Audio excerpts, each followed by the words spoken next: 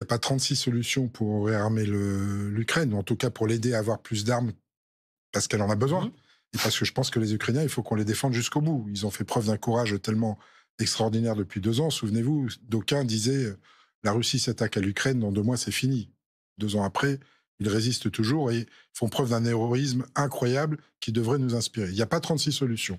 Soit on prend les avoirs gelés de nos amis russes en Europe, ou en tout cas les intérêts des avoirs, et ça fait que 2-3 milliards, ça fait pas beaucoup. C'est pas mal déjà. Oui. De le prendre, et puis après, il faut calculer ce dont ils ont besoin.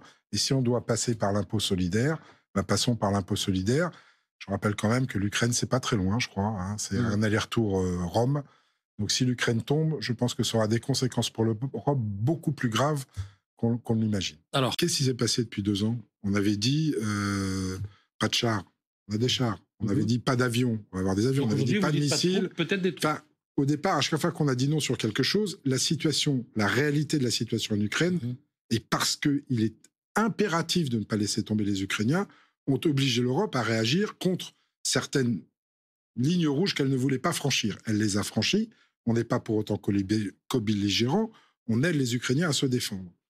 Sur l'envoi de troupes au sol, je ne sais pas si ça doit intervenir ou pas, mais c'est pas en restant à regarder M. Poutine faire, sans même essayer de le prévenir que ça peut arriver, que ça va changer les choses. Alors on pourra me dire, oui, mais si vous le prévenez, il peut s'en ficher et faire comme si c'était pas le cas.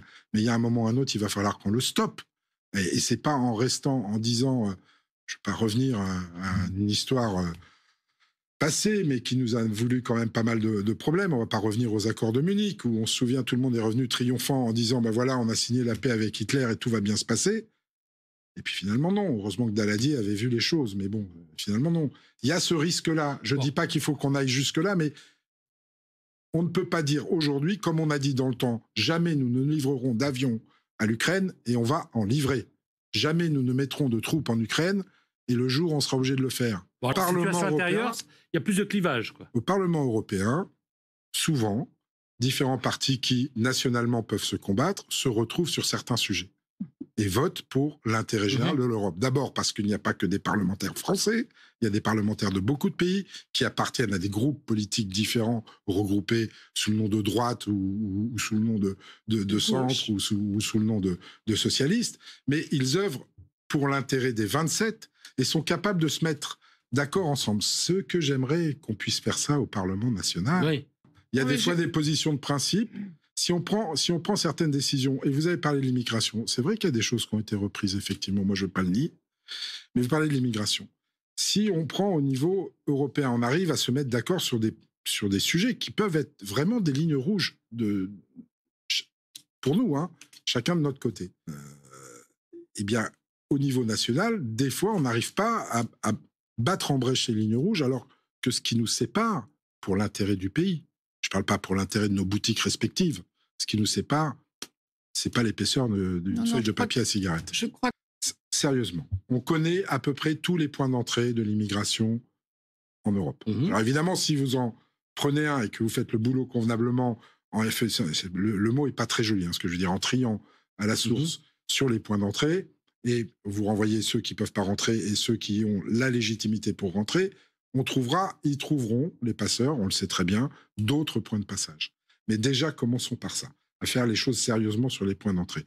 Et puis, multiplions après, soyons attentifs. Moi, l'augmentation des crédits de Frontex, tout le monde est d'accord.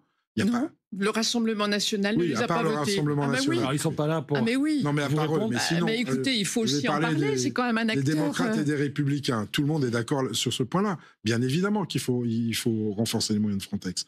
Occupons-nous des points d'entrée qui sont les points d'entrée principaux. Vous dites commençons par ça et éventuellement un mur à absolument. On en parlera après. Mais le mur, oui. Demain on va pour vous c'est symbolique et ça va pas. Pour vous ce serait efficace. Pour être sérieux, 5 minutes. Demain on va avoir affaire à de l'immigration climatique. Moi je veux bien que vous mettiez tous les murs que vous voulez, mais il y a des gens qu'on va pas pouvoir laisser derrière le mur. Voilà, il y a quelque chose de noble en politique que je trouve toujours très noble, c'est quand on s'engage dans une voie et qu'on s'aperçoit que c'est une voie sans impasse, faut être capable de faire machine arrière. Ça, peu de partis politiques sont capables de le faire. Au Modem, on est capable de le faire, à Renaissance aussi.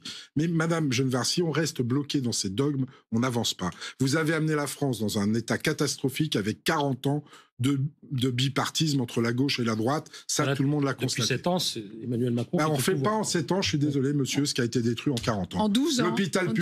L'hôpital public, je vais vous dire de quand ça date, la première, ça date de 2002. Depuis 2002, l'hôpital public se casse la figure. Personne n'a rien vu venir. La justice, la police. Heures, je ne vais pas vous rappeler, la police et la justice, mais la police et la justice, excusez-moi, la justice n'a jamais été autant le parent pauvre des politiques publiques que sous le PS et sous la droite. Quant à la police, je ne vous rappelle pas tous les policiers et gendarmes que vous avez enlevés. Sur le démarrage de la campagne, puisque c'était votre 10 secondes. Sur le démarrage de la campagne, je suis désolé, M. Bardella est parti en campagne très tôt. D'accord. Très tôt, parce qu'il ne fait rien à l'Europe, déjà, pour commencer.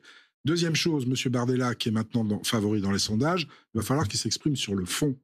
Très bien. Parce que sur la forme, c'est facile. Et là, son début de semaine a été calamiteux, notamment avec le MEDEF et la CPM.